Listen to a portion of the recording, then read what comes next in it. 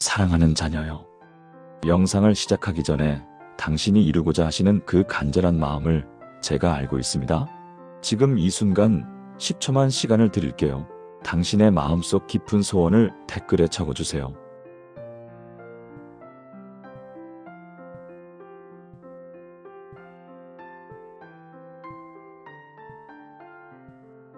혹시 시간이 더 필요하시다면 지금 영상을 멈추시고 충분히 댓글을 작성하신 후에 다시 시작하세요.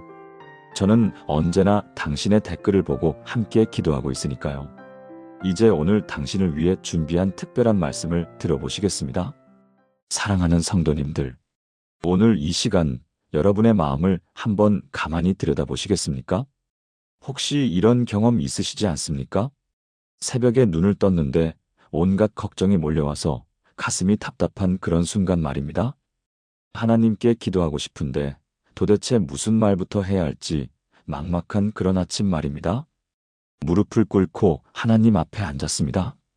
마음은 간절합니다. 기도하고 싶습니다. 그런데 입술이 열리지 않습니다. 머릿속에는 수많은 걱정들이 뒤엉켜 있는데 그것들을 어떻게 말씀으로 표현해야 할지 도무지 모르겠습니다. 건강 걱정, 경제적 어려움, 자녀들 문제, 외로움, 미래에 대한 불안까지 이 모든 것들이 한꺼번에 밀려오는데 어디서부터 기도해야 할지 막막합니다. 특히 나이가 들면서 더욱 어려워지지 않으십니까? 예전 같으면 1시간이고 2시간이고 기도할 수 있었는데 이제는 10분만 무릎 꿇고 있어도 다리가 저리고 허리가 아픕니다. 긴 기도를 하려고 하면 중간에 딴 생각이 들기도 하고 방금 무엇을 기도했는지 잊어버리기도 합니다. 기억력이 예전 같지 않아서 성경 구절도 잘 기억나지 않고 기도 제목들도 자꾸 잊어버립니다. 교회에 나가면 더 힘들 때가 있습니다. 다른 권사님들, 집사님들이 유창하게 기도하시는 모습을 보면 부럽기도 하고 한편으로는 위축되기도 합니다. 저분들은 어떻게 저렇게 기도를 잘하실까요? 나는 왜 이렇게 기도가 서툴까요? 이런 생각에 마음이 무거워집니다. 심지어 이런 의심까지 들 때가 있습니다. 하나님께서 나 같은 사람의 서툰 기도를 정말 들으실까? 내가 제대로 기도하지 못하면 하나님께서 응답해 주시지 않는 건 아닐까? 이런 두려움 때문에 기도 자체가 부담스러워지기도 합니다. 그런데 오늘 제가 여러분께 놀라운 소식 하나를 전해드리려고 합니다.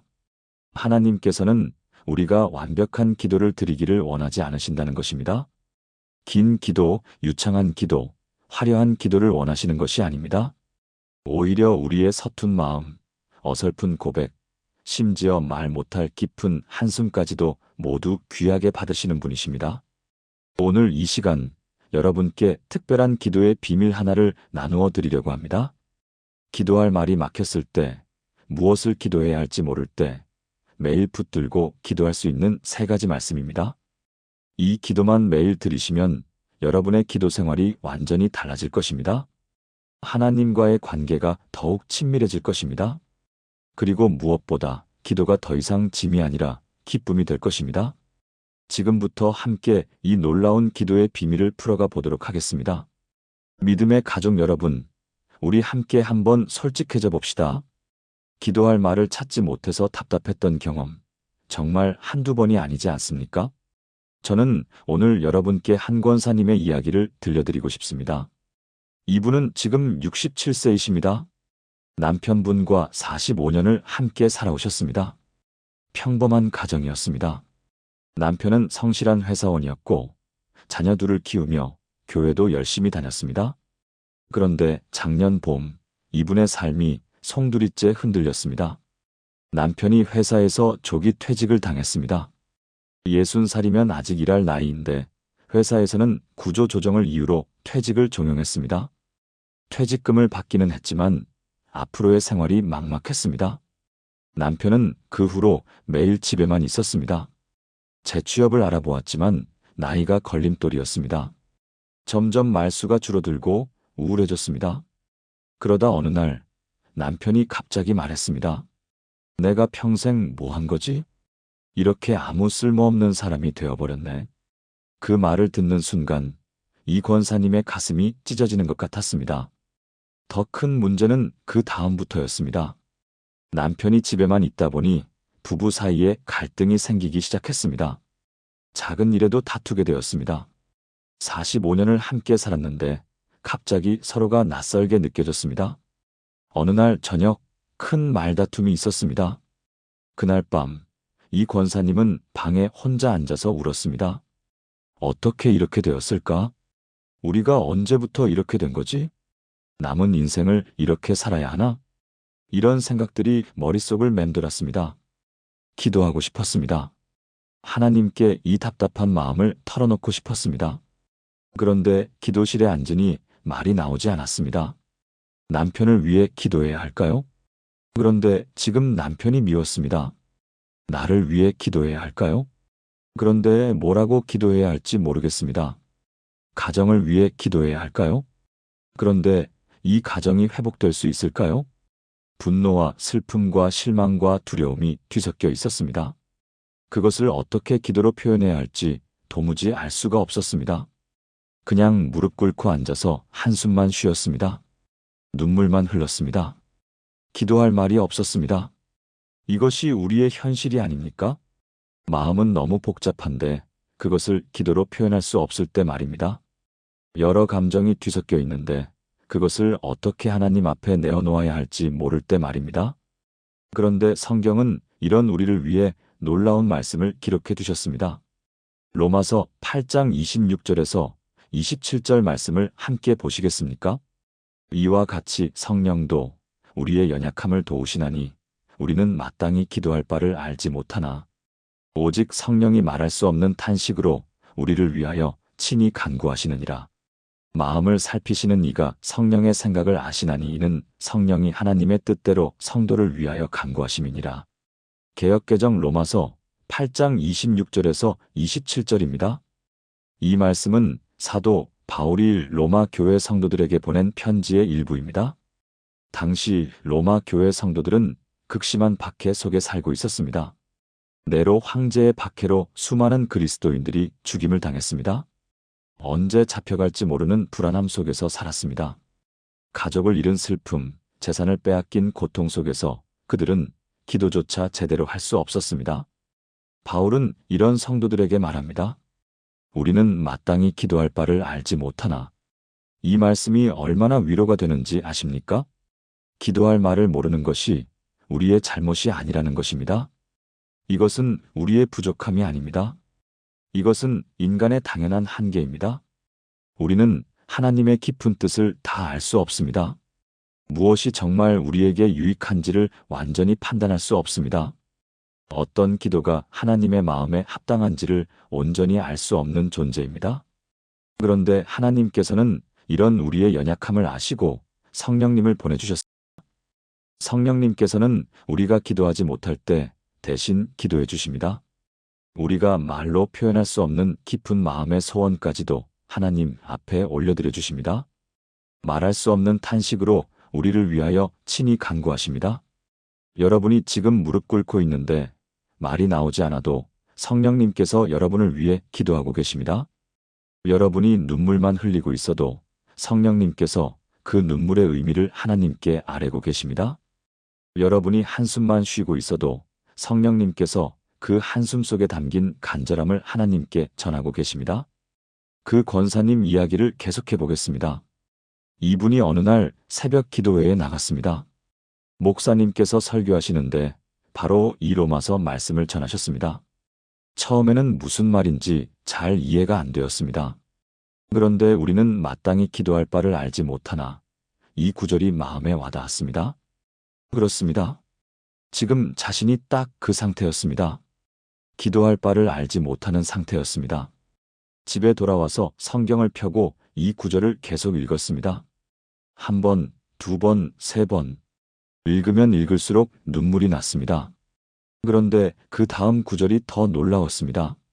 성령이 말할 수 없는 탄식으로 우리를 위하여 친히 간구하시느니라. 이 말씀을 읽는 순간 가슴이 터질 것 같았다고 합니다. 자신이 기도하지 못하는 이 순간에도 성령님께서 자신을 위해 기도하고 계신다는 것이었습니다. 자신이 표현할 수 없는 그 분노, 슬픔, 실망, 두려움, 모든 복잡한 감정들을 성령님께서 아시고 하나님 앞에 올려드리고 계신다는 것이었습니다. 혼자가 아니었습니다. 자신이 기도하지 못해도 성령님께서 대신 기도하고 계셨습니다. 그날부터 이분의 기도가 달라졌습니다. 더 이상 뭔가를 말하려고 애쓰지 않았습니다. 복잡한 감정을 정리해서 기도하려고 하지 않았습니다. 그냥 무릎 꿇고 앉아서 이렇게 기도했습니다. 성령님, 제가 무엇을 기도해야 할지 모르겠습니다. 지금 제 마음이 너무 복잡합니다. 분노도 있고 슬픔도 있고 실망도 있습니다. 말로 표현할 수가 없습니다. 성령님께서 저를 위해 기도해 주고 계신다는 말씀을 믿습니다. 제 마음을 성령님께 맡겨드립니다. 이렇게 간단하게 기도하고 나면 마음이 평안해졌다고 합니다. 억지로 무언가를 기도하려고 애쓰지 않아도 되었습니다. 때로는 그냥 조용히 하나님 앞에 앉아 있기만 해도 충분했습니다. 성령님께서 자신을 위해 기도하고 계신다는 확신이 있었기 때문입니다. 남편과의 문제는 빠르게 해결되지 않았습니다. 여전히 갈등이 있었습니다. 여전히 힘들었습니다. 하지만 이분의 마음에는 조금씩 평안이 찾아왔습니다. 더 이상 혼자 이 문제를 짊어지고 있지 않다는 확신이 생겼기 때문입니다. 성령님께서 자신을 위해, 남편을 위해, 이 가정을 위해 쉬지 않고 기도하고 계신다는 믿음이 생겼기 때문입니다. 지금은 1년이 지났습니다. 남편은 작은 일자리를 구했습니다. 월급은 적지만 일하는 것 자체가 남편에게 의미를 주었습니다. 표정이 밝아졌습니다. 부부 관계도 조금씩 회복되고 있습니다. 아직 완전하지는 않지만 예전보다는 훨씬 좋아졌습니다. 이분은 말씀하십니다. 만약 그때 성령님께서 저를 위해 기도하고 계신다는 것을 믿지 못했다면 저는 이 고통을 견디지 못했을 것입니다. 그런데 성령님께서 제 대신 기도해 주셨기에 저는 버틸 수 있었습니다. 그리고 기다릴 수 있었습니다. 하나님의 때를 기다릴 수 있었습니다. 사랑하는 성도님들, 여러분도 지금 이 은혜를 믿으시기 바랍니다. 여러분이 기도할 말을 찾지 못할 때 그것은 여러분의 잘못이 아닙니다. 그것은 인간의 당연한 한계입니다. 하지만 하나님께서는 이런 우리를 위해 성령님을 보내주셨습니다. 우리 대신 기도하시는 분을 보내주셨습니다. 그러니 이제 두려워하지 마십시오. 기도할 말이 생각나지 않아도 괜찮습니다. 성령님께서 여러분을 위해 기도하고 계십니다. 그리고 이제부터는 하나님께서 우리에게 주신 특별한 기도의 방법을 함께 배워보도록 하겠습니다. 그렇다면 성령님께서 우리를 위해 기도하신다는 것을 알았다면 이제 우리는 어떻게 기도해야 할까요? 많은 성도님들이 이런 질문을 하십니다. 목사님, 어떻게 기도해야 하나님께서 들어주실까요? 어떤 기도가 응답받는 기도입니까? 제 기도는 왜 응답이 없는 것 같습니까? 특히 우리 같은 나이가 되면 이런 고민이 더 깊어집니다. 평생 교회를 다녔는데 기도해도 별 응답이 없는 것 같습니다. 젊었을 때는 기도하면 뭔가 답이 있는 것 같았는데 이제는 기도해도 하늘이 막혀 있는 것 같습니다. 제가 아는 한 집사님 이야기를 들어보시겠습니까? 이분은 올해 69살이십니다. 평생 신실하게 신앙생활 하셨습니다. 그런데 최근 몇 년 사이에 너무 많은 일들을 겪으셨습니다. 3년 전 큰딸이 이혼했습니다. 사위가 바람을 피웠습니다. 딸이 상처를 받고 친정으로 돌아왔습니다. 손자 둘을 데리고 왔습니다. 이 집사님 부부가 딸과 손자들을 돌보게 되었습니다. 경제적으로도 힘들었지만 무엇보다 딸의 상처받은 마음을 보는 것이 힘들었습니다. 그리고 2년 전 작은 아들이 사업에 실패했습니다. 큰 빚을 졌습니다. 채권자들이 찾아왔습니다. 이 집사님이 퇴직금으로 아들의 빚 일부를 갚아주었습니다. 그런데 그것으로는 부족했습니다. 아들 가족이 경제적으로 매우 어려워졌습니다. 작년에는 남편이 뇌경색으로 쓰러졌습니다. 다행히 큰 후유증 없이 회복되었지만 반신이 약간 불편해졌습니다. 재활 치료를 받아야 했습니다. 병원비가 계속 나갔습니다. 이 집사님은 이 모든 과정에서 하나님께 매달렸습니다. 새벽마다 기도했습니다. 밤마다 울면서 기도했습니다. 딸의 상처가 치유되게 해달라고 기도했습니다. 그런데 딸은 여전히 힘들어했습니다. 아들이 다시 일어설 수 있게 해달라고 기도했습니다. 그런데 아들은 여전히 방황하고 있었습니다. 남편이 완전히 건강해지게 해달라고 기도했습니다. 그런데 남편의 몸은 예전 같지 않았습니다. 기도가 무슨 소용인가 싶었다고 합니다. 하나님께서 정말 제 기도를 들으시는 걸까요? 이런 의심이 들었다고 합니다. 저는 평생 하나님을 섬겼는데 왜 이런 일들이 계속 일어나는 걸까요? 제가 무슨 죄를 지었습니까? 이런 원망까지 생겼다고 합니다. 그런데 예수님께서 친히 우리에게 기도의 비밀을 알려주셨습니다. 요한복음 14장 13절에서 14절 말씀입니다. 너희가 내 이름으로 무엇을 구하든지 내가 행하리라. 이는 아버지로 하여금 아들로 말미암아 영광을 받으시게 하려 함이라. 내 이름으로 무엇이든지 내게 구하면 내가 행하리라. 개역개정 요한복음 14장 13절에서 14절입니다. 이 말씀은 예수님께서 십자가에 못 박히시기 전날 밤 제자들과 함께 하신 마지막 만찬 자리에서 하신 말씀입니다. 예수님께서 곧 떠나실 것을 아신 제자들은 두려움과 불안함에 떨고 있었습니다. 예수님께서 떠나시면 우리는 어떻게 합니까? 누구에게 기도해야 합니까? 하나님께서 우리 같은 사람들의 기도를 들어주실까요? 제자들은 자신들이 무지하고 부족한 사람들이라는 것을 알고 있었습니다. 어부였고 세리였고 평범한 사람들이었습니다. 예수님 없이 어떻게 하나님께 나아갈 수 있겠습니까? 예수님은 이런 제자들에게 놀라운 약속을 하십니다. 내 이름으로 무엇을 구하든지 내가 행하리라. 예수님의 이름에는 모든 권세와 능력이 있습니다. 예수님의 이름으로 기도하면 그것은 예수님께서 직접 아버지 하나님께 나아가시는 것과 같습니다. 예수님은 우리와 하나님 사이의 중보자이십니다. 우리의 서툰 기도를 가지고 하나님 앞에 나아가시는 분이십니다. 그렇다면 예수님의 이름으로 기도한다는 것은 무엇을 의미합니까? 단순히 기도 끝에 예수님의 이름으로 기도합니다라고 말하는 것이 아닙니다. 그것은 예수님의 권세와 능력을 의지하여 기도하는 것입니다. 예수님께서 우리와 하나님 사이에 중보자가 되어주신다는 믿음으로 기도하는 것입니다. 우리의 기도가 부족해도 괜찮습니다. 우리의 믿음이 약해도 괜찮습니다. 우리가 무엇을 기도해야 할지 몰라도 괜찮습니다. 왜냐하면 우리는 예수님의 이름으로 기도하기 때문입니다. 예수님께서 우리의 기도를 완전하게 만들어 주시기 때문입니다. 그 집사님께 목사님께서 이 말씀을 나누어 주셨습니다. 그리고 이렇게 말씀하셨습니다. 집사님, 하나님께서 집사님의 기도를 안 들으신 것이 아닙니다. 다 들으셨습니다. 하지만 하나님의 응답이 우리가 원하는 방식과 다를 수 있습니다. 우리는 딸이 빨리 아픔을 잊고 다시 결혼하기를 바랍니다. 하지만 하나님께서는 딸이 먼저 상처를 치유받기를 원하실 수 있습니다. 우리는 아들이 다시 사업에 성공하기를 바랍니다. 하지만 하나님께서는 아들이 먼저 겸손을 배우기를 원하실 수 있습니다. 우리는 남편이 완전히 건강해지기를 바랍니다. 하지만 하나님께서는 이 질병을 통해 우리 부부가 더욱 의지하며 살기를 원하실 수 있습니다. 그것도 응답입니다. 우리가 이해할 수 없는 응답이지만 분명한 응답입니다. 이분이 눈물을 흘리며 말씀하셨습니다. 목사님, 그렇다면 저는 이제 무엇을 기도해야 합니까? 복잡한 상황들을 어떻게 기도로 표현해야 합니까?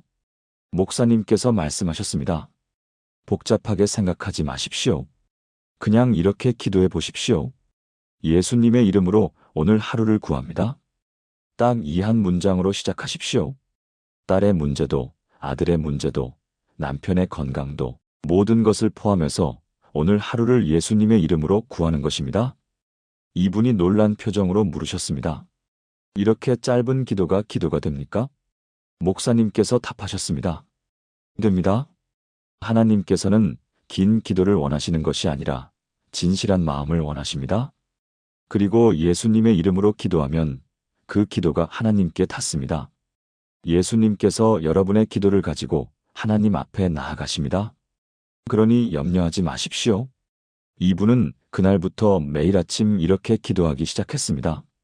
예수님의 이름으로 오늘 하루를 구합니다. 딸을 위한 오늘 하루, 아들을 위한 오늘 하루, 남편을 위한 오늘 하루, 저를 위한 오늘 하루를 구합니다. 이렇게 기도하고 나면 마음이 훨씬 가벼워졌다고 합니다. 복잡한 걱정들을 다 나열하지 않아도 예수님께서 다 아시고 하나님께 전해주신다는 확신이 생겼기 때문입니다. 그리고 놀랍게도 조금씩 변화가 일어나기 시작했습니다. 딸이 상담을 받기 시작했습니다. 교회에서 소개해준 기독교 상담센터에서 전문 상담을 받으면서 조금씩 마음의 상처가 치유되기 시작했습니다. 아들은 작은 일자리를 구했습니다. 큰 회사는 아니지만 성실하게 일하면서 빚을 조금씩 갚아가고 있습니다. 남편은 재활 치료를 꾸준히 받으면서 몸 상태가 많이 좋아졌습니다. 완전히 예전으로 돌아가지는 않았지만 일상생활은 할 수 있게 되었습니다. 무엇보다 이 집사님의 마음에 평안이 찾아왔습니다. 모든 것을 예수님의 이름으로 하나님께 맡겼기 때문에 걱정과 근심이 많이 줄어들었습니다. 이분은 지금 말씀하십니다. 저는 모든 문제가 한꺼번에 해결되기를 바랐습니다.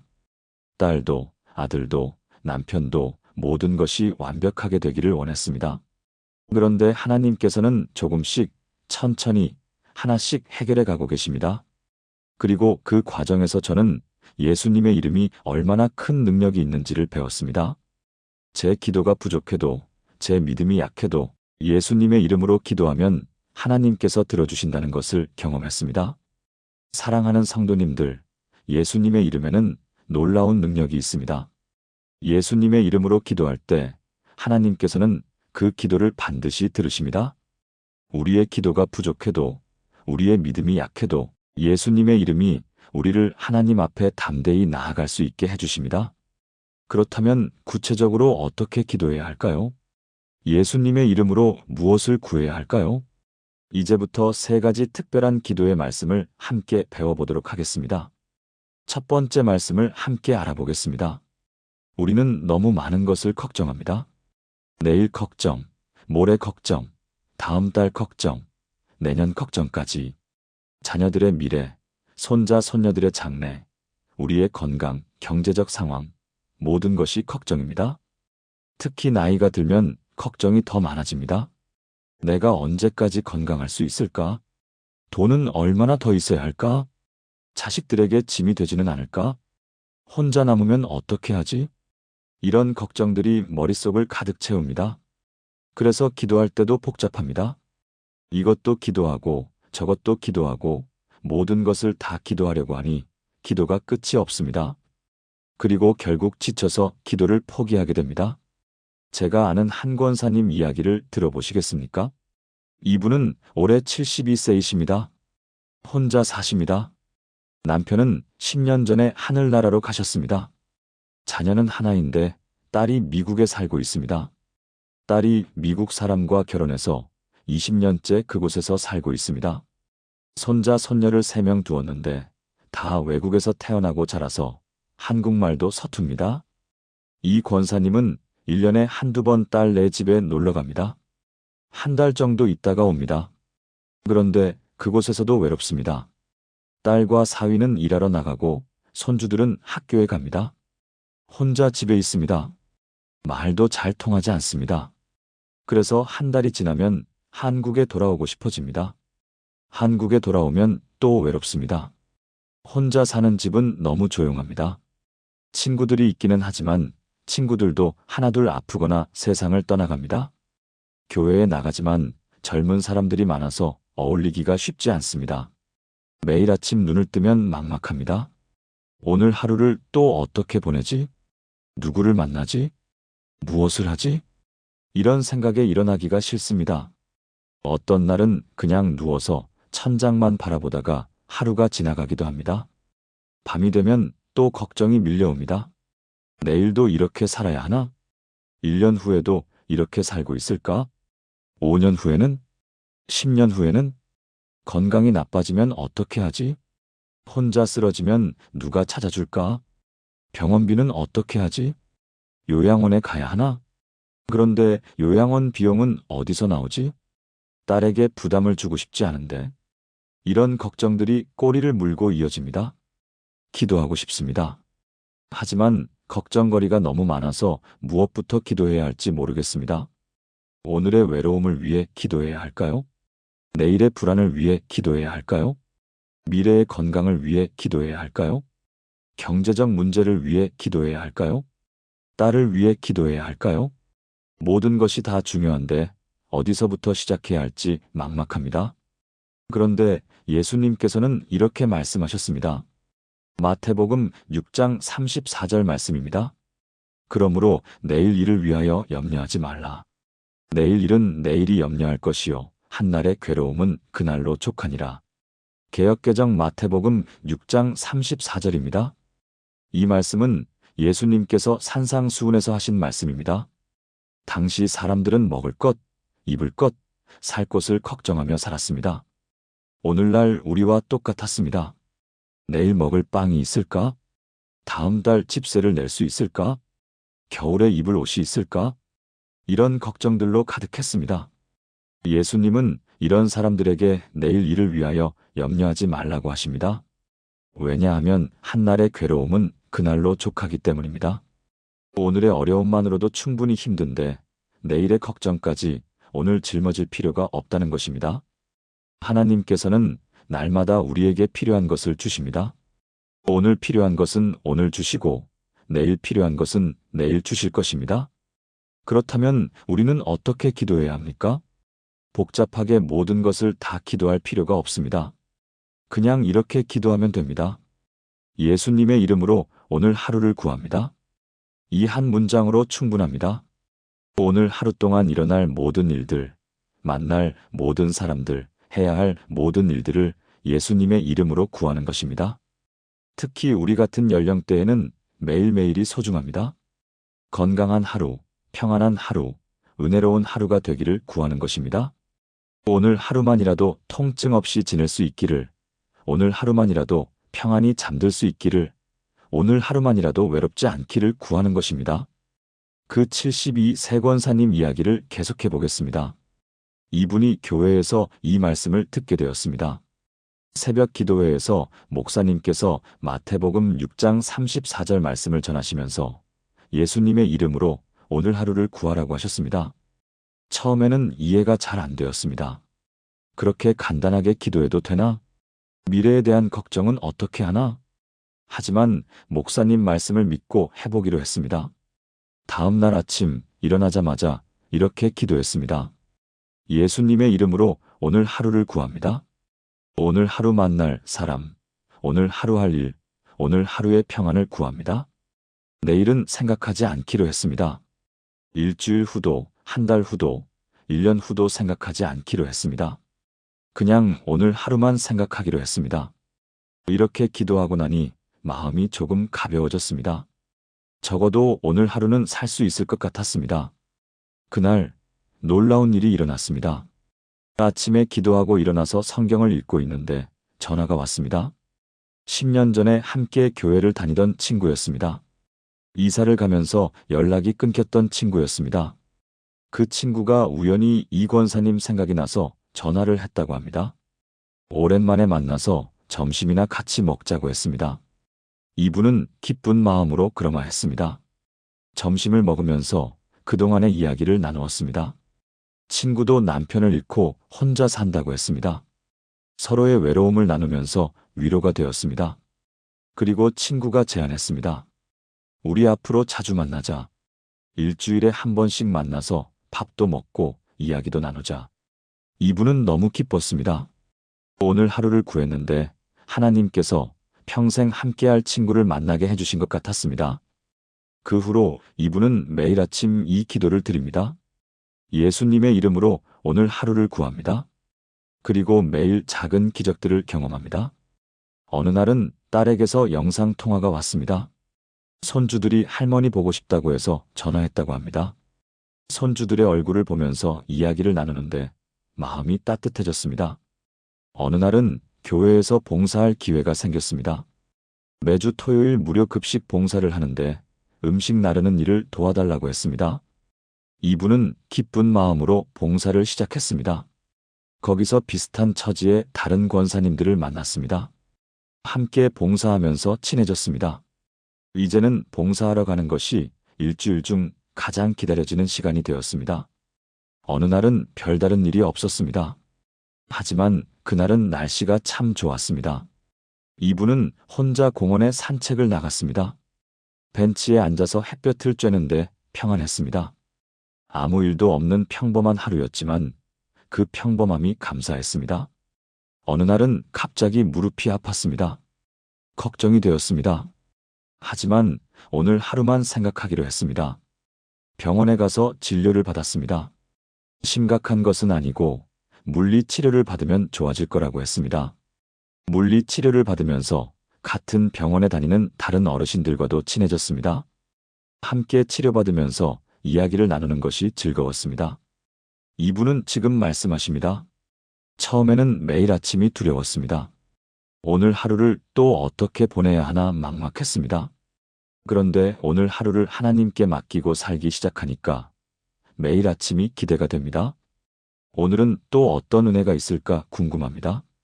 하나님께서 오늘 하루를 어떻게 채워주실까 기대됩니다. 내일은 생각하지 않습니다. 일주일 후도, 한 달 후도, 1년 후도 생각하지 않습니다. 그냥 오늘 하루만 생각합니다. 그러니까 살만합니다. 외로움도 여전히 있습니다. 불안함도 완전히 사라지지는 않았습니다. 하지만 오늘 하루는 살 수 있습니다. 그리고 내일이 되면 또 그날 하루를 하나님께 맡기면 됩니다. 이렇게 하루하루 살다 보니 어느새 1년이 지났습니다. 1년 전에 저와 지금의 저는 완전히 다릅니다. 1년 전에는 미래가 두려웠습니다. 지금은 매일 아침이 감사합니다. 사랑하는 성도님들, 내일을 걱정하지 마십시오. 다음 달, 내년을 걱정하지 마십시오. 그냥 오늘 하루만 하나님께 맡기십시오. 예수님의 이름으로 오늘 하루를 구합니다라고 기도하십시오. 하나님께서는 오늘 하루를 반드시 채워주실 것입니다. 건강, 평안, 기쁨, 위로, 무엇이든 오늘 필요한 것을 주실 것입니다. 그리고 내일이 되면 또 내일 필요한 것을 주실 것입니다. 그런데 오늘 하루만으로는 부족할 때가 있습니다.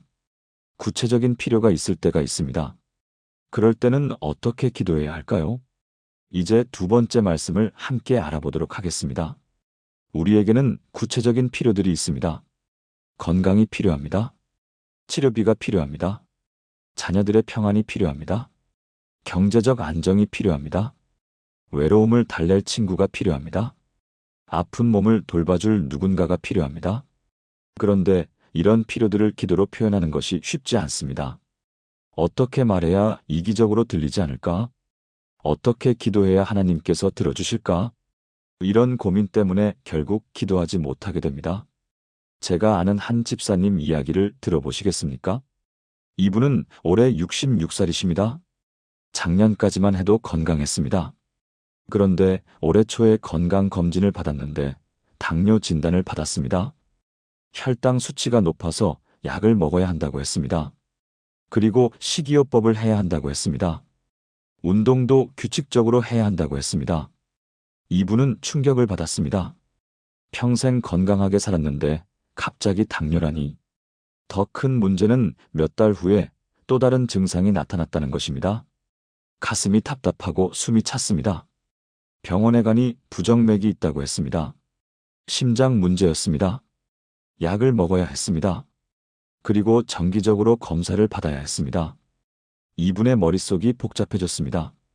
당뇨도 있고 심장도 안 좋고 앞으로 어떻게 되는 거지? 병이 더 악화되면 어떻게 하지? 약값도 만만치 않은데 계속 먹어야 하나? 건강보험으로 되기는 하지만 그래도 부담입니다. 남편은 이미 은퇴했고 자신도 일을 하지 않습니다. 연금으로 살고 있는데 병원비가 계속 나가면 부담입니다. 무엇보다 두려웠습니다. 이 병이 더 악화되면 어떻게 하지? 합병증이 생기면 어떻게 하지? 자식들에게 짐이 되면 어떻게 하지? 기도하고 싶었습니다. 하지만 어떻게 기도해야 할지 몰랐습니다.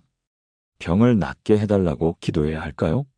그런데 의사 선생님은 당뇨와 부정맥은 평생 관리해야 한다고 했습니다. 완치되는 병이 아니라고 했습니다. 그렇다면 낫게 해달라고 기도하는 것이 의미가 있을까요? 약값을 감당할 수 있게 해달라고 기도해야 할까요? 그런데 그것은 돈을 달라는 기도 아닌가요? 자식들에게 짐이 되지 않게 해달라고 기도해야 할까요? 그런데 그것은 너무 막연한 기도 아닌가요? 생각하면 생각할수록 복잡했습니다. 기도할 것이 너무 많았습니다. 그리고 어떻게 기도해야 할지 몰랐습니다. 그런데 예수님께서는 이렇게 가르쳐 주셨습니다. 마태복음 7장 7절에서 8절 말씀입니다. 구하라 그리하면 너희에게 주실 것이요 찾으라 그리하면 찾아낼 것이요 문을 두드리라 그리하면 너희에게 열릴 것이니 구하는 이마다 받을 것이요 찾는 이는 찾아낼 것이요 두드리는 이에게는 열릴 것이니라. 개역개정 마태복음 7장 7절에서 8절입니다. 이 말씀 역시 산상수훈의 일부입니다. 예수님께서는 단순히 구하라고 하십니다. 복잡하게 설명할 필요도 없고 거창하게 포장할 필요도 없습니다. 그냥 필요한 것을 구하면 됩니다. 하나님은 우리의 아버지이십니다. 자녀가 아버지에게 필요한 것을 구하는 것이 이기적입니까? 아닙니다. 오히려 자연스러운 것입니다. 하나님께서는 우리가 필요를 말씀드리기를 기다리고 계십니다. 자녀가 입을 열어 아버지, 이것이 필요해요라고 말하기를 기다리고 계십니다. 그렇다면 우리는 이렇게 기도하면 됩니다. 예수님의 이름으로 필요한 모든 것을 구합니다. 구체적으로 무엇이 필요한지 다 말하지 못해도 괜찮습니다. 필요한 모든 것이라고 하면 됩니다. 하나님께서는 우리에게 무엇이 필요한지 이미 다 알고 계시기 때문입니다. 건강이 필요하면 건강을 주시고 경제적 필요가 있으면 그것도 채워주시며 가족 관계에서 평안이 필요하면 평안을 주시고 외로움을 달랠 위로가 필요하면 위로를 주십니다. 그 집사님 이야기를 계속해 보겠습니다. 이분이 어느 날 교회에서 신방을 받았습니다. 목사님께서 집으로 오셔서 이야기를 나누었습니다. 이분이 자신의 고민을 털어놓았습니다. 당뇨도 있고 심장도 안 좋고 앞으로가 걱정된다고 했습니다. 기도하고 싶은데 어떻게 기도해야 할지 모르겠다고 했습니다. 목사님께서 말씀하셨습니다. 집사님, 복잡하게 생각하지 마십시오. 하나님께서는 집사님께 무엇이 필요한지 다 아십니다. 그러니 그냥 이렇게 기도하십시오. 예수님의 이름으로 필요한 모든 것을 구합니다. 당뇨 관리를 위해 필요한 것, 심장 건강을 위해 필요한 것, 경제적으로 필요한 것, 마음의 평안을 위해 필요한 것, 모든 것을 하나님께서 하십니다. 그러니 구체적으로 하나하나 말하지 않아도 됩니다. 그냥 필요한 모든 것을 구하라고 하십시오. 이분은 그날부터 매일 이렇게 기도하기 시작했습니다. 예수님의 이름으로 필요한 모든 것을 구합니다. 지금 제게 무엇이 필요한지 주님께서 아십니다. 주님의 방법대로 주님의 때에 제 필요를 채워주시옵소서. 이렇게 기도하고 나니 마음이 편해졌다고 합니다. 구체적으로 뭐라고 기도해야 한다는 부담감에서 벗어났습니다. 그냥 하나님께 맡겼습니다. 그리고 놀랍게도 하나씩 필요가 채워지기 시작했습니다. 먼저 교회에서 당뇨병 환자들을 위한 소그룹이 만들어졌습니다. 같은 병을 앓고 있는 성도들이 모여서 정보도 나누고 서로 격려하는 모임이었습니다. 거기서 식이요법에 대해 많은 것을 배웠습니다. 어떤 음식을 먹어야 하고 어떤 음식을 피해야 하는지 알게 되었습니다. 그리고 함께 운동도 하기 시작했습니다. 일주일에 3번 교회에서 만나서 함께 걷기 운동을 했습니다. 혼자서는 하기 힘들었을 텐데 함께 하니까 꾸준히 할 수 있었습니다. 몇 달 후 검사를 받았는데 혈당 수치가 많이 좋아졌습니다. 의사 선생님이 놀라셨습니다. 관리를 정말 잘하셨네요. 이대로 계속하시면 약을 줄일 수도 있을 것 같습니다. 이분은 너무 기뻤습니다. 하나님께서 제 필요를 아시고 채워주신 것이었습니다. 심장 문제도 안정되었습니다. 약을 꾸준히 먹고 스트레스를 줄이니까 부정맥 증상이 많이 줄어들었습니다. 경제적인 부분도 하나님께서 돌보아 주셨습니다. 정부에서 만성질환자를 위한 의료비 지원 제도가 있다는 것을 알게 되었습니다. 신청을 했더니 매달 약값의 일부를 지원받을 수 있게 되었습니다. 큰 금액은 아니었지만 부담이 많이 줄어들었습니다. 무엇보다 마음의 평안이 왔습니다. 병에 대한 두려움이 많이 줄어들었습니다. 하나님께서 자신에게 필요한 것을 다 아시고 때가 되면 채워주신다는 확신이 생겼기 때문입니다. 이분은 지금 말씀하십니다. 저는 처음에 모든 것을 구체적으로 기도해야 한다고 생각했습니다. 이것도 저것도 하나하나 다 말해야 한다고 생각했습니다. 그런데 하나님께서는 제가 말하기 전에 이미 다 아십니다. 그러니 그냥 필요한 모든 것을 구하면 됩니다. 하나님께서 가장 좋은 방법으로 채워주십니다. 제가 생각했던 방법과는 다를 수도 있습니다. 하지만 돌아보면 하나님의 방법이 가장 좋았습니다. 사랑하는 성도님들, 여러분의 필요를 하나님께 숨기지 마십시오. 이기적이라고 생각하지 마십시오. 하나님은 여러분의 아버지이십니다. 자녀의 필요를 들어주시기를 기뻐하시는 분이십니다. 예수님의 이름으로 필요한 모든 것을 구합니다라고 기도하십시오. 구체적인 것을 다 말하지 못해도 괜찮습니다. 필요한 모든 것이라고 하면 하나님께서 다 아시고 채워주실 것입니다. 그런데 여기서 한 가지 더 중요한 것이 있습니다. 우리의 필요보다 더 중요한 것이 있습니다. 그것이 무엇일까요? 이제 세 번째이자 가장 중요한 말씀을 함께 알아보도록 하겠습니다. 우리는 종종 착각합니다. 우리가 원하는 것이 가장 좋은 것이라고 생각합니다. 우리가 계획한 대로 되는 것이 최선이라고 믿습니다. 그래서 기도할 때도 우리의 뜻을 관철시키려고 합니다. 하나님, 제 자식이 이렇게 되게 해주세요. 하나님, 이 병이 꼭 낫게 해주세요. 하나님, 제 계획대로 되게 해주세요. 그런데 하나님께서 우리의 기도대로 해주시지 않을 때가 있습니다. 그러면 우리는 실망합니다. 하나님께서 내 기도를 안 들어주신다고 생각합니다. 심지어 하나님을 원망하기도 합니다. 제가 아는 한 권사님 이야기를 들어보시겠습니까? 이분은 올해 62세이십니다. 남편과 단둘이 삽니다. 자녀가 둘 있는데 큰딸은 결혼해서 잘 살고 있습니다. 문제는 작은 아들입니다. 아들이 올해 36살인데 아직도 취업을 못했습니다. 대학을 졸업하고 10년이 넘었는데 변변한 직장을 구하지 못했습니다. 이것저것 해보다가 안 되면 그만두고 또 다른 것을 시도합니다. 지금은 친구와 함께 작은 사업을 한다고 하는데 잘 될지 모르겠습니다. 결혼은 꿈도 못 꿉니다. 여자친구가 있었는데 경제력이 없다고 헤어졌습니다. 지금은 부모님 집에서 얹혀 살고 있습니다. 이 권사님은 아들 때문에 마음고생이 심합니다. 친구들을 만나면 다들 자식 자랑을 합니다. 아들이 대기업에 다닌다. 며느리가 착하다. 손주가 예쁘다. 이런 이야기들을 합니다. 이분은 그럴 때마다 입을 다뭅니다. 내 아들은 아직도 제대로 된 직장이 없다고 어떻게 말합니까? 교회에서도 마찬가지입니다. 다들 자녀들이 잘 되었다는 감사 기도를 합니다. 이분은 감사할 것이 없습니다. 오히려 부끄럽습니다. 매일 아들을 위해 기도했습니다. 10년 넘게 기도했습니다. 하나님, 우리 아들 좋은 직장 얻게 해주세요. 하나님, 우리 아들이 성공해서 제 얼굴 좀 펴게 해주세요. 하나님, 우리 아들 좋은 여자 만나서 결혼하게 해주세요. 정말 간절히 기도했습니다. 새벽 기도도 빠지지 않고 나갔습니다. 금식 기도도 했습니다. 특별 헌금도 했습니다. 그런데 아들은 변하지 않았습니다. 오히려 나이만 먹어갈 뿐이었습니다.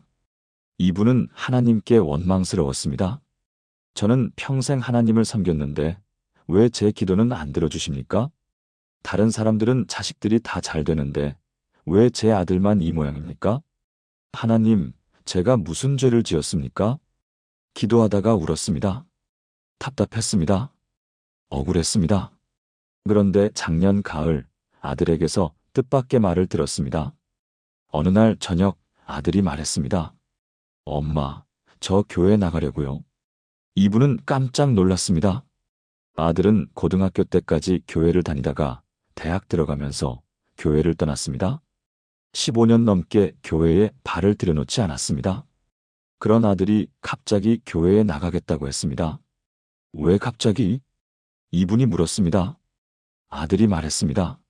엄마, 저 그동안 제 힘으로 살려고 했어요. 제가 열심히 하면 뭐든 될 줄 알았어요. 그런데 10년 넘게 해봤는데 제 힘으로는 안 되더라고요. 이제는 정말 하나님께 의지하고 싶어요. 그리고 엄마가 평생 새벽 기도 다니시는 모습을 봤어요. 엄마가 저를 위해 얼마나 기도하셨는지 알아요. 저도 이제 엄마처럼 기도하면서 살고 싶어요. 그 말을 듣는 순간 이 권사님의 눈에서 눈물이 쏟아졌습니다. 15년을 기다렸습니다. 10년 넘게 기도했습니다. 하나님께서 드디어 응답하신 것입니다. 아들이 교회에 나오기 시작했습니다. 처음에는 어색해했습니다.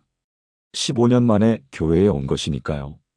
그런데 목사님께서 아들을 따뜻하게 맞아주셨습니다. 청년부는 나이가 맞지 않고 장년부에 들어갔습니다. 거기서 비슷한 또래의 형님들을 만났습니다. 그분들이 아들을 챙겨주었습니다.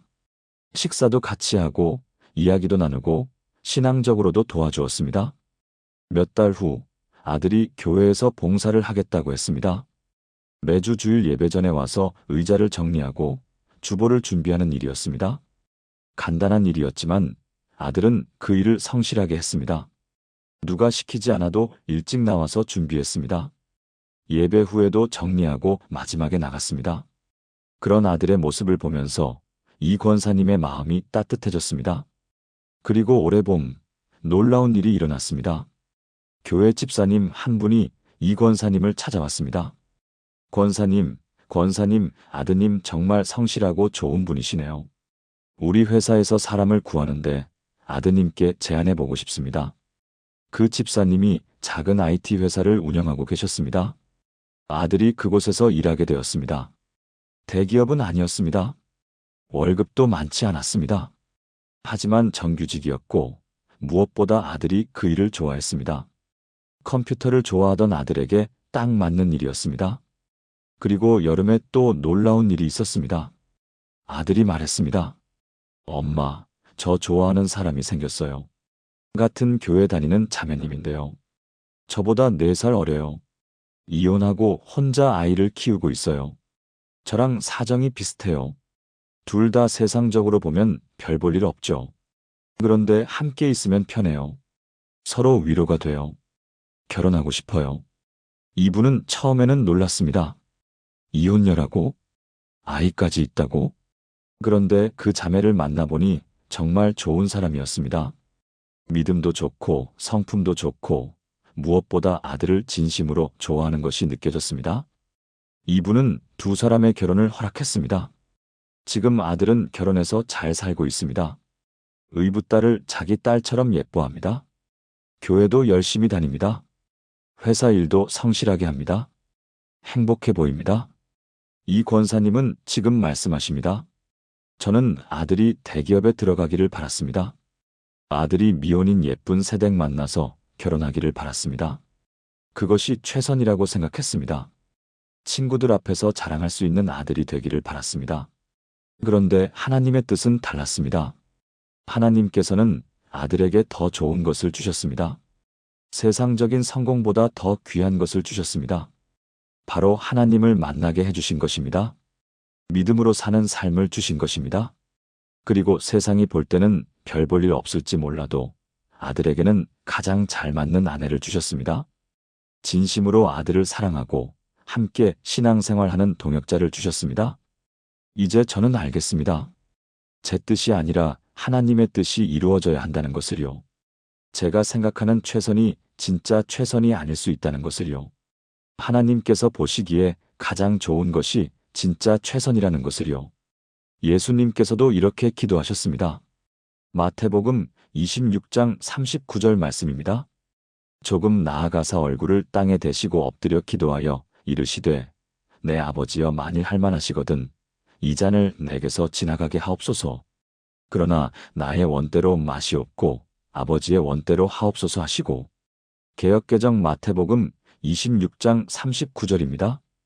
이 말씀은 예수님께서 십자가에 못 박히시기 전날 밤 겟세마네 동산에서 기도하신 내용입니다. 예수님께서는 십자가의 고통을 알고 계셨습니다.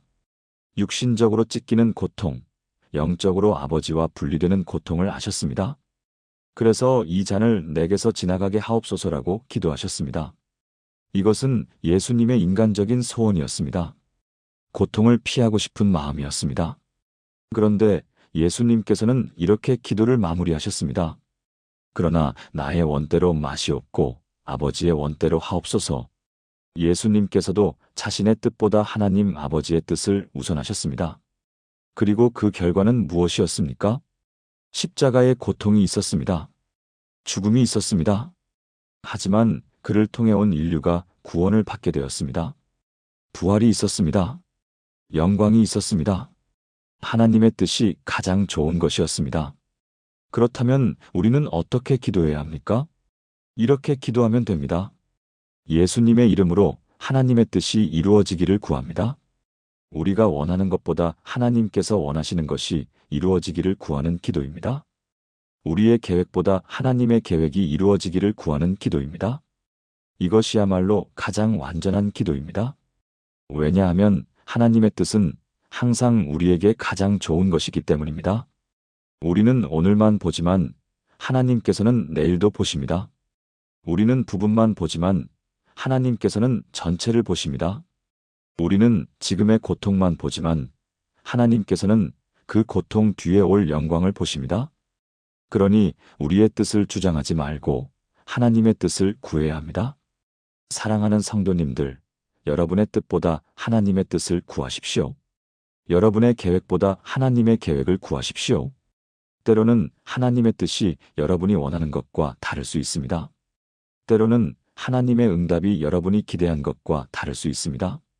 하지만 결국 돌아보면 하나님의 뜻이 가장 좋았다는 것을 알게 될 것입니다. 예수님의 이름으로 하나님의 뜻이 이루어지기를 구합니다. 이렇게 기도하십시오. 이것이 가장 완전한 기도입니다. 이것이 응답받는 기도입니다. 지금까지 우리는 세 가지 말씀을 배웠습니다. 그렇다면 이 기도를 일상생활에서 어떻게 활용할 수 있을까요? 이제 구체적인 실천 방법을 함께 알아보도록 하겠습니다. 좋은 기도를 배워도 실천하지 않으면 소용이 없습니다. 많은 분들이 은혜로운 설교를 듣고 좋은 기도를 배우지만 실제로 실천하지 못해서 변화를 경험하지 못합니다. 왜 그럴까요? 첫째, 잊어버리기 때문입니다. 둘째, 어떻게 시작해야 할지 몰라서입니다. 셋째, 습관이 되지 않아서입니다. 그렇다면 어떻게 해야 이 세 가지 기도를 우리의 일상에서 실천할 수 있을까요? 데살로니가전서 5장 17절에서 18절 말씀입니다. 쉬지 말고 기도하라. 범사에 감사하라. 이것이 그리스도 예수 안에서 너희를 향하신 하나님의 뜻이니라. 개역개정 데살로니가전서 5장 17절에서 18절입니다. 사도 바울은 데살로니가 교회 성도들에게 쉬지 말고 기도하라고 권면합니다. 이것은 24시간 내내 기도만 하라는 뜻이 아닙니다. 일상의 모든 순간에 하나님과 교제하며 살라는 뜻입니다. 기도는 특별한 시간에만 하는 것이 아닙니다. 아침에 일어날 때, 식사할 때, 일할 때, 쉴 때, 잠들 때, 모든 순간이 기도의 시간이 될 수 있습니다. 제가 아는 한 집사님 이야기를 들어보시겠습니까?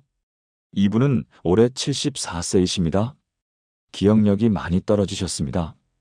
방금 뭘 하려고 했는지 잊어버리고 어제 만난 사람 이름이 생각나지 않고 약 먹는 것도 자주 잊어버립니다. 그래서 이 기도를 배웠을 때도 걱정이 되었습니다. 이 세 문장을 외울 수 있을까? 기도하다가 잊어버리면 어떻게 하지? 그런데 이분이 좋은 방법을 생각해냈습니다. 수첩에 이 세 문장을 적어두기로 했습니다. 예쁜 수첩을 하나 샀습니다. 첫 페이지에 큰 글씨로 이렇게 적었습니다. 예수님의 이름으로 오늘 하루를 구합니다. 예수님의 이름으로 필요한 모든 것을 구합니다. 예수님의 이름으로 하나님의 뜻이 이루어지기를 구합니다. 그리고 그 수첩을 항상 가지고 다니기로 했습니다. 아침에 일어나면 수첩을 펴고 이 기도를 드립니다. 밥을 먹기 전에도 수첩을 보고 기도합니다. 외출할 때는 가방에 넣어서 가지고 갑니다. 병원에 가서 진료 대기할 때도 수첩을 꺼내서 기도합니다. 친구를 만나러 가는 길에도 수첩을 보면서 기도합니다. 잠들기 전에도 수첩을 펴고 기도합니다. 처음에는 수첩을 보지 않으면 기도를 못했습니다. 그런데 매일 반복하다 보니 점점 외워지기 시작했습니다. 일주일쯤 지나니 수첩을 보지 않아도 기도할 수 있게 되었습니다. 한 달쯤 지나니 이 기도가 완전히 몸에 배었습니다. 지금은 언제 어디서나 이 기도를 드릴 수 있습니다. 아침에 눈 뜨자마자 화장실 가면서, 아침 식사하면서, 설거지하면서, 청소하면서, 산책하면서, 버스 타고 가면서, 은행에 줄 서서 기다리면서, 언제 어디서나 이 기도를 드립니다. 이분은 말씀하십니다. 기억력이 나빠서 걱정했는데 매일 반복하니까 외워졌습니다. 그리고 이제는 이 기도가 제 삶의 일부가 되었습니다. 숨 쉬듯이 자연스럽게 이 기도가 나옵니다. 또 다른 권사님은 손자들에게 이 기도를 가르쳐 주셨다고 합니다. 이분은 68세이신데 손자가 셋입니다.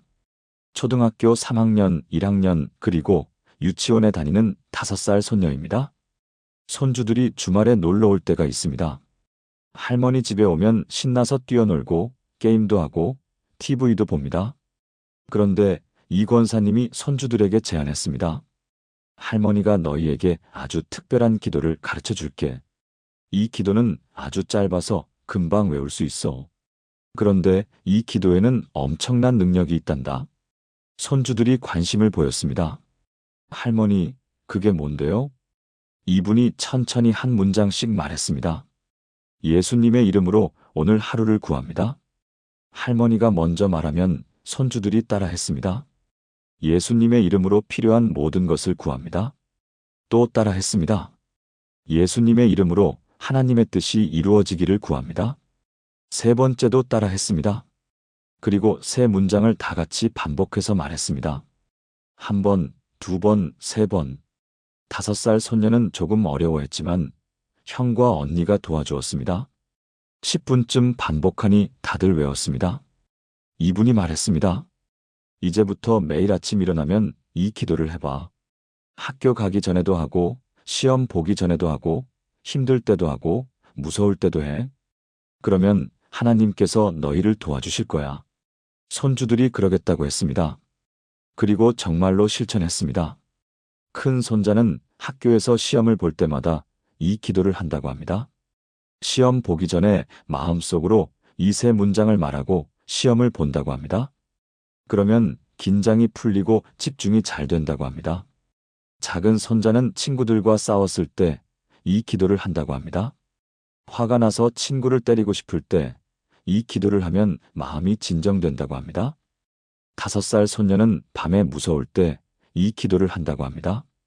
불 끄고 자려고 하면 무서운데 이 기도를 하면 무섭지 않다고 합니다. 이 권사님은 정말 기쁩니다. 손주들이 어린 나이에 이 기도를 배워서 평생 이 기도와 함께 살 수 있게 되었으니까요. 또 다른 집사님은 병원에서 이 기도를 나누셨다고 합니다. 이분은 70세이신데 정형외과에 정기적으로 다니십니다.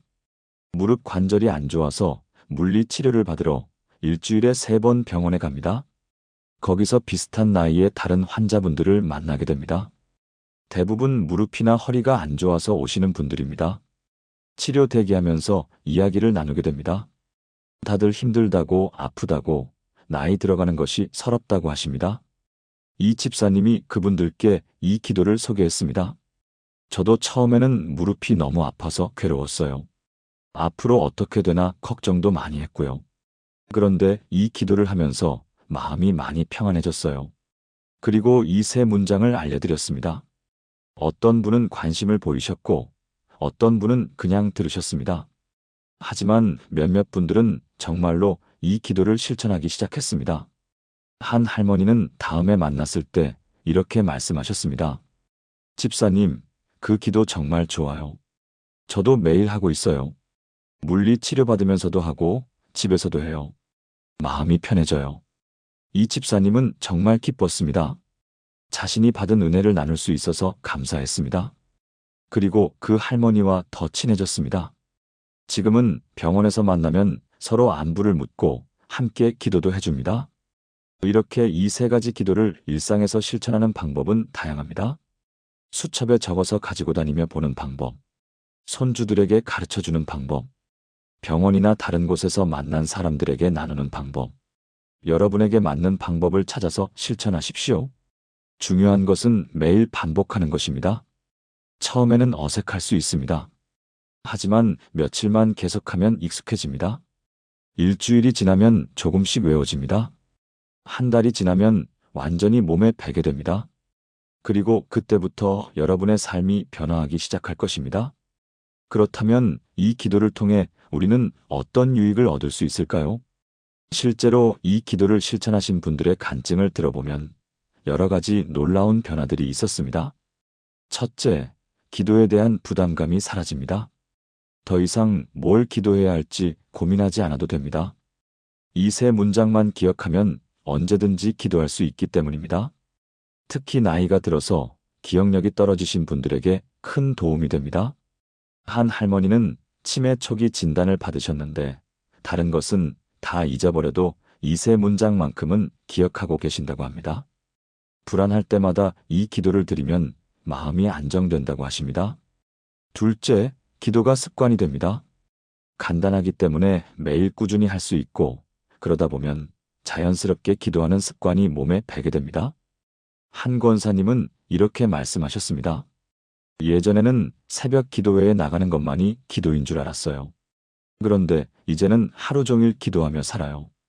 밥 먹을 때도, 걸을 때도, 쉴 때도 항상 이 기도를 해요. 기도가 제 삶의 일부가 되었어요. 셋째, 하나님과의 관계가 친밀해집니다. 매일 이 기도를 통해 하나님과 대화하다 보면 하나님께서 정말 살아계시고 우리의 기도를 들으신다는 것을 실감하게 됩니다. 한 집사님의 간증입니다. 이분은 65살인데 평생 교회를 다녔지만 하나님이 먼 분처럼 느껴졌다고 합니다. 기도해도 응답이 있는지 없는지 모르겠고 하나님께서 정말 내 기도를 들으시는지 의심스러웠다고 합니다. 그런데 이 기도를 드리기 시작하면서 변화가 생겼습니다. 매일 오늘 하루를 구하고 필요한 것을 구하고 하나님의 뜻을 구하다 보니 실제로 하나님께서 응답하시는 것을 경험하기 시작했습니다. 작은 일들이었습니다. 어느 날은 우산이 필요했는데 친구가 우산을 빌려주었습니다. 어느 날은 외로웠는데 오랜 친구에게서 전화가 왔습니다. 어느 날은 걱정이 많았는데 목사님의 설교가 딱 자신의 상황에 맞는 말씀이었습니다. 이런 작은 일들을 통해 하나님께서 자신의 기도를 듣고 계신다는 것을 느꼈다고 합니다. 지금은 하나님이 정말 가까이 계신다는 것을 믿습니다. 매일 하나님과 대화하며 살아갑니다. 넷째, 마음의 평안이 옵니다. 모든 것을 하나님께 맡겼다는 확신이 생기기 때문에 걱정과 근심이 줄어들고 마음이 평안해집니다. 한 권사님은 평생 걱정이 많은 성격이었다고 합니다. 자식 걱정, 돈 걱정, 건강 걱정, 미래 걱정, 온갖 걱정으로 밤잠을 설치는 일이 많았습니다. 그런데 이 기도를 드리기 시작하면서 걱정이 많이 줄어들었습니다. 특히 하나님의 뜻이 이루어지기를 구한다는 마지막 문장이 큰 위로가 되었다고 합니다. 내 뜻대로 안 되어도 괜찮아. 하나님의 뜻이 이루어지면 그게 가장 좋은 거니까. 이런 마음이 생기면서 걱정이 줄어들었다고 합니다. 다섯째, 건강에도 도움이 됩니다. 스트레스가 줄어들면 자연히 몸 건강도 좋아집니다. 실제로 이 기도를 시작한 후 혈압이 안정되었다거나 잠을 잘 자게 되었다거나 소화가 잘 된다는 간증들이 많습니다. 한 집사님은 고혈압 약을 10년 넘게 먹었는데 이 기도를 드리기 시작하면서 혈압이 안정되어서 약을 줄일 수 있게 되었다고 합니다. 의사 선생님도 놀랐다고 합니다. 뭘 하셨길래 이렇게 좋아졌어요? 이 집사님이 대답했습니다. 매일 기도했어요. 스트레스를 하나님께 다 맡겼더니 마음이 편해지고 혈압도 내려갔어요. 여섯째, 가족 관계가 좋아집니다. 가족들을 위해 이 기도를 드리다 보면 미운 마음도 사라지고 사랑하는 마음이 생깁니다. 한 권사님은 며느리와 관계가 안 좋았다고 합니다. 며느리가 자신을 무시하는 것 같았고 손주들도 마음대로 못 보게 하는 것 같아서 서운했습니다. 그런데 매일 며느리를 위해 이 기도를 드리기 시작했습니다. 예수님의 이름으로 며느리의 하루를 구합니다. 예수님의 이름으로 며느리에게 필요한 모든 것을 구합니다. 예수님의 이름으로 며느리에게 하나님의 뜻이 이루어지기를 구합니다. 처음에는 형식적으로 기도했습니다. 그런데 매일 반복하다 보니 마음이 변하기 시작했습니다. 며느리도 힘들겠구나. 일하면서 애들 키우느라 얼마나 힘들까. 시어머니까지 신경 쓰려면 부담스럽겠지. 이런 생각이 들면서 며느리가 이해되기 시작했습니다. 그리고 자신도 모르게 며느리에게 더 친절하게 대하게 되었습니다. 전화할 때도 부드럽게 말하게 되었습니다. 그러자 며느리도 변하기 시작했습니다. 전보다 자주 연락하고 손주들도 더 자주 보여주었습니다. 지금은 며느리와 관계가 많이 좋아졌습니다. 일곱째, 다른 사람들에게 복음을 전할 기회가 생깁니다. 이 기도의 능력을 경험하고 나면 다른 사람들에게도 이 복음을 전하고 싶은 마음이 생깁니다. 그리고 실제로 이 간단한 기도를 통해 많은 사람들이 하나님을 만나게 됩니다. 한 집사님은 동네 슈퍼를 운영하십니다.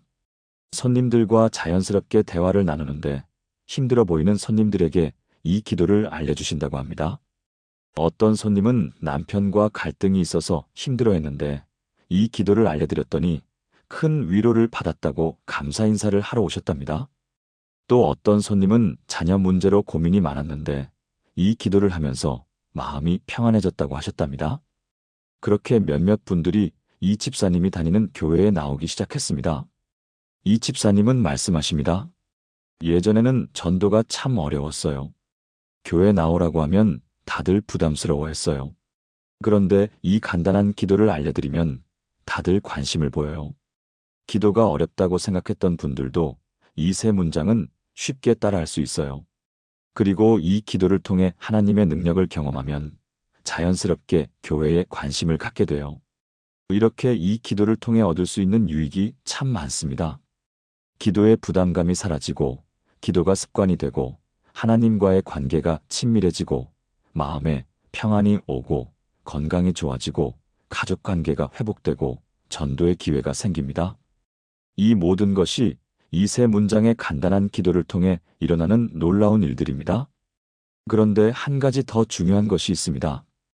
이 축복을 혼자만 간직하지 말고 다른 사람들과 나누는 것입니다. 이제 마지막으로 이 기도의 축복을 나누는 삶에 대해 함께 알아보도록 하겠습니다. 우리는 때때로 이기적인 신앙생활을 합니다. 내가 은혜 받으면 그것으로 만족합니다. 내가 축복받으면 그것으로 충분합니다. 다른 사람들에게 나누어야겠다는 생각을 하지 못합니다.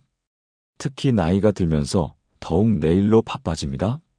내 건강, 내 문제, 내 걱정에 집중하다 보니 다른 사람들을 돌아볼 여유가 없습니다.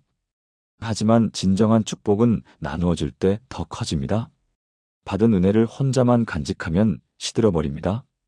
다른 사람들과 나눌 때 더욱 풍성해집니다.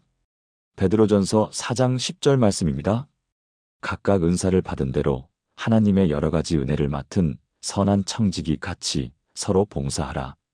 개역개정 베드로전서 4장 10절입니다. 사도 베드로는 흩어진 성도들에게 편지를 보내면서 받은 은혜를 서로 나누라고 권면합니다. 각자가 받은 은사와 은혜는 자신만을 위한 것이 아니라 다른 사람들을 섬기기 위한 것이라고 말합니다. 우리는 하나님의 은혜를 맡은 청지기입니다. 주인이 아니라 관리자입니다. 그러므로 받은 은혜를 잘 관리하여 다른 사람들에게 나누어 주어야 합니다. 제가 아는 한 권사님의 아름다운 이야기를 들려드리겠습니다. 이분은 올해 71세이십니다. 혼자 삽니다. 남편은 5년 전에 하늘나라로 가셨고 자녀들은 모두 외국에 나가 있습니다. 외롭게 살고 계십니다. 이분이 이 세 가지 기도를 배우고 큰 은혜를 받았습니다. 매일 이 기도를 드리면서 삶이 완전히 달라졌습니다. 외로움도 여전히 있지만 하나님과 동행하는 삶이 되었습니다. 그런데 어느 날 이런 생각이 들었습니다. 이 좋은 기도를 혼자만 알고 있기가 아깝다. 나처럼 외롭고 힘든 사람들이 많을 텐데 그분들에게도 이 기도를 알려드리면 좋겠다. 이분은 같은 아파트에 사시는 어르신들을 생각했습니다. 이 아파트에는 혼자 사시는 어르신들이 많습니다. 대부분 자녀들이 멀리 살거나 배우자를 먼저 보내신 분들입니다. 이분이 용기를 내서 몇몇 분들께 연락을 드렸습니다. 우리 가끔 모여서 차라도 한잔하면서 이야기 나눌까요? 몇 분이 좋다고 하셨습니다. 그렇게 시작된 모임이 지금은 정기 모임이 되었습니다. 매주 목요일 오후 이분의 집에서 모입니다. 처음에는 4-5분이 모였는데 지금은 10명이 넘습니다. 모여서 차도 마시고 과일도 먹고 이야기도 나눕니다. 그리고 이분이 이 세 가지 기도를 소개했습니다. 처음에는 다들 관심이 별로 없었습니다. 기도라고 하니까 부담스러워하는 분들도 계셨습니다. 어떤 분은 교회를 다니지 않는다고 하셨고, 어떤 분은 불교 신자라고 하셨습니다. 하지만 이 권사님은 억지로 권하지 않았습니다. 그냥 자신의 간증을 나누었습니다. 저도 혼자 살면서 많이 외로웠어요. 앞날도 막막했고 두렵기도 했어요. 그런데 이 간단한 기도를 하면서 삶이 달라졌어요. 마음에 평안이 왔어요. 여러분도 한번 해보시면 좋을 것 같아서 소개해드리는 거예요. 그리고 세 문장을 천천히 읽어드렸습니다. 예수님의 이름으로 오늘 하루를 구합니다. 예수님의 이름으로 필요한 모든 것을 구합니다. 예수님의 이름으로 하나님의 뜻이 이루어지기를 구합니다. 어떤 분들은 따라서 말해보셨고, 어떤 분들은 그냥 들으셨습니다. 그런데 다음 주에 모였을 때 한 할머니가 말씀하셨습니다. 권사님, 저 그 기도 해봤어요. 처음에는 반신반의했는데 매일 아침 해봤어요. 그랬더니 정말 마음이 편해지더라고요. 그 말을 들은 다른 분들도 관심을 보이기 시작했습니다. 한 분 한 분씩 이 기도를 실천하기 시작했습니다. 그리고 다음 주에 모이면 서로 간증을 나누었습니다. 어느 할머니는 이렇게 말씀하셨습니다. 저는 25년 전에 남편을 잃고 혼자 살았어요. 그동안 교회도 안 나갔어요. 하나님이 원망스러웠거든요. 그런데 이 기도를 하면서 마음이 풀렸어요. 다시 하나님을 믿고 싶어졌어요. 또 다른 할머니는 이렇게 말씀하셨습니다. 저는 불교 신자인데 이 기도가 좋더라고요. 예수님 이름이 들어가지만 그냥 좋은 기도 같아요. 마음이 편안해져요. 지금 그 모임은 1년이 넘게 계속되고 있습니다. 그리고 그중 5분이 교회에 나오기 시작했습니다. 20년 넘게 교회를 떠나 있던 분, 평생 교회에 안 나가던 분들이 교회에 나오게 되었습니다. 이 권사님은 말씀하십니다. 저는 특별히 전도하려고 한 것이 아니었어요. 그냥 외로운 이웃들과 친하게 지내고 싶었어요. 그리고 제가 받은 은혜를 나누고 싶었어요. 그랬더니 하나님께서 이렇게 놀라운 일을 하셨어요. 또 다른 집사님은 요양원에서 이 기도를 나누고 계십니다. 이분은 67세이신데 일주일에 한 번 요양원 봉사를 하십니다. 거기에는 80, 90세 되신 어르신들이 많이 계십니다. 치매나 다른 질환으로 기억력이 많이 떨어진 분들입니다. 이 집사님이 어르신들과 이야기를 나누면서 이 기도를 알려드렸습니다. 긴 말씀이나 복잡한 기도는 기억하기 어려우시지만 이 세 문장은 반복해서 말씀드리면 따라하실 수 있었습니다. 어떤 할머니는 다른 것은 다 잊어버리셔도 이 세 문장만큼은 기억하고 계십니다. 불안해하실 때마다 이 집사님이 찾아가서 함께 이 기도를 드립니다. 그러면 할머니가 진정되십니다. 마음이 편안해지십니다. 이 집사님은 말씀하십니다. 어르신들께 복잡한 성경 말씀을 전하기는 어려워요. 하지만 이 간단한 기도는 전할 수 있어요. 그리고 이 기도를 통해 어르신들이 평안을 얻으시는 것을 보면 정말 감사해요. 사랑하는 성도님들, 여러분이 받은 이 축복을 나누십시오. 혼자만 간직하지 마시고 다른 사람들과 함께 나누십시오. 가족들과 교회 성도들과 이웃들과 이 간단하지만 능력 있는 기도를 나누십시오. 한 사람이 한 사람에게 나누고 그 사람이 또 다른 사람에게 나누면 많은 사람들이 이 기도의 축복을 경험하게 될 것입니다. 그리고 그것이 바로 하나님의 나라가 확장되는 것입니다. 우리가 전도사나 목사가 아니어도 괜찮습니다. 성경을 잘 몰라도 괜찮습니다. 말을 잘하지 못해도 괜찮습니다. 그냥 이 세 문장을 나누면 됩니다. 그러면 하나님께서 그 기도를 통해 놀라운 일을 행하실 것입니다. 사랑하는 믿음의 가족 여러분, 오늘 우리가 함께 나눈 말씀을 하나씩 정리해 보겠습니다.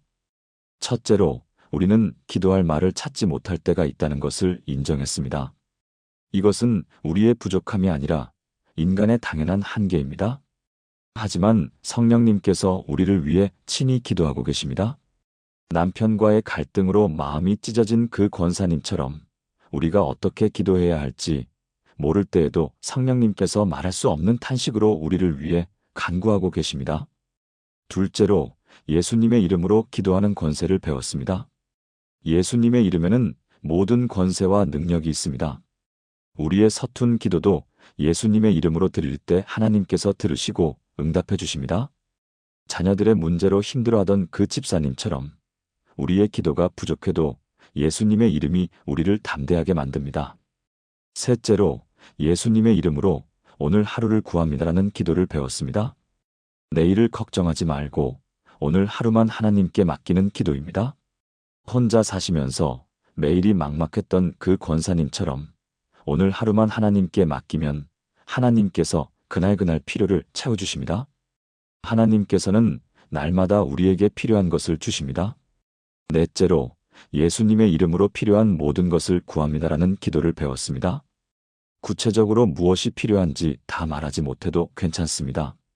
당뇨와 심장병으로 두려워했던 그 집사님처럼 필요한 모든 것을 하나님께 맡기면 하나님께서 가장 좋은 방법으로 채워주십니다. 하나님께서는 우리의 모든 필요를 아시고 채워주십니다. 다섯째로, 예수님의 이름으로 하나님의 뜻이 이루어지기를 구합니다라는 기도를 배웠습니다. 이것이 가장 완전한 기도입니다. 아들의 성공을 간절히 바랐던 그 권사님처럼 우리의 계획과 다르더라도 하나님의 뜻이 결국 가장 좋은 것임을 믿어야 합니다. 우리의 뜻보다 하나님의 뜻이 언제나 가장 좋은 것이기 때문입니다. 여섯째로, 이 기도를 일상에서 실천하는 구체적인 방법들을 배웠습니다. 수첩에 적어서 가지고 다니고 손주들에게 가르쳐주고 병원에서 만난 사람들에게도 나누는 것입니다. 아침에 병원에서 자녀들을 만날 때 잠들기 전에 이 세 문장을 기도하는 것입니다.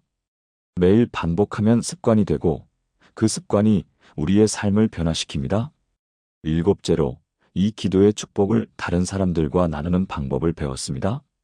외로운 이웃들을 위해 모임을 만든 그 권사님처럼 요양원에서 봉사하며 나누는 그 집사님처럼 우리가 받은 은혜를 다른 사람들에게 나눌 때 축복은 더욱 커집니다. 가족들과 교회 성도들과 이웃들과 함께 이 기도를 나누는 것입니다. 오늘 이 영상이 여러분의 기도 생활에 작은 도움이라도 되었기를 바랍니다. 기도할 말이 막혔을 때, 무엇을 기도해야 할지 모를 때, 이 세 문장을 기억하시기 바랍니다. 예수님의 이름으로 오늘 하루를 구합니다. 예수님의 이름으로 필요한 모든 것을 구합니다. 예수님의 이름으로 하나님의 뜻이 이루어지기를 구합니다.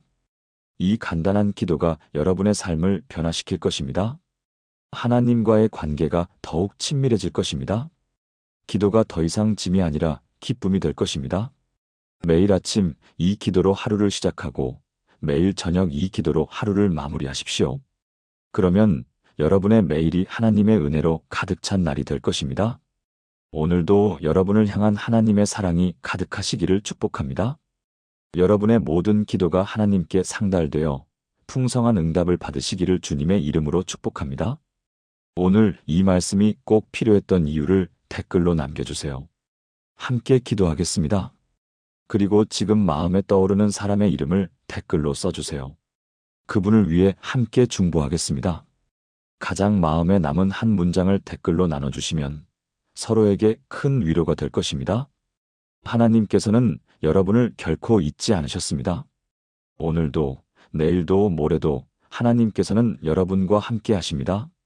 여러분의 기도를 들으시고, 여러분의 필요를 아시고, 여러분에게 가장 좋은 것을 주시는 분입니다. 주님의 평안이 여러분의 가정에, 여러분의 하루하루에, 여러분의 마음 깊은 곳에 충만하시기를 간절히 기도합니다. 아멘.